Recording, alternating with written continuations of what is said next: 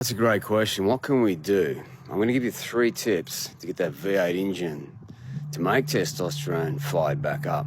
Now, this is going to sound like I'm beating a dead horse, and I've said it a lot on TikTok here. But let's think about it.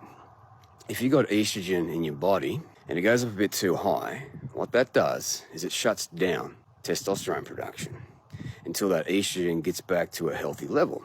A lot of the foods that we eat, personal care products that we take, and also the clothes that we wear, a lot of these clothes can be polyester, which is petroleum based, and guess what?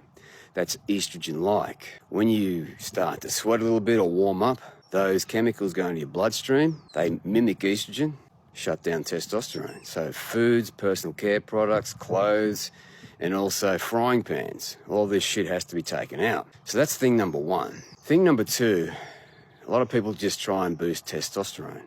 But what you have to optimize first is thyroid. Why is that? Thyroid does a lot of pretty cool things in our body. It gives us a lot of energy, helps us rip off the body fat. It also increases protein synthesis. But just 2 things that it does for the old ball sack down there. When we make testosterone, there's a hormone that says, make testosterone. LH, luteinizing hormone. Your brain makes it, goes into the bloodstream, makes its way to the ball sack, and it says, make testosterone. This is where thyroid hormone is key for 2 reasons. The first, it puts more receptors, more doors on the old ball sack to rush LH in. So LH is going to go in there and say, make testosterone. Now, thing number 2 is very simply that inside the old ball sack there, you got these pathways and enzymes. Now, guess what thyroid hormone does? The enzymes inside your ball sack, it makes more of them. So think about that. You got LH rushing in, make testosterone, and thyroid hormone very quickly makes more enzymes, more factories to make more testosterone. So you've got to get thyroid hormone optimized first. Now, the third thing is that you've got to think of your body as a pathway, an enzyme machine. What does it need to keep these pathways and enzymes working 24/7?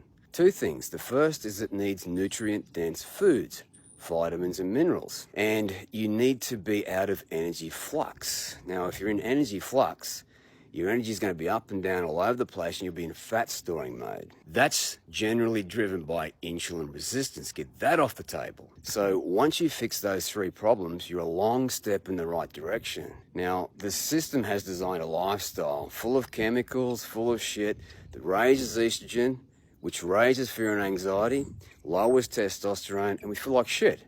This is what they've designed for us. And you can move in the opposite direction. You've just got to understand the steps you need to take to get to that place. Legends, if you've got any more questions, drop them in the comments below. And, let's get our goddamn testosterone back up, the old V8 engine roaring again, and just take life on and stand up and fight for what we believe in.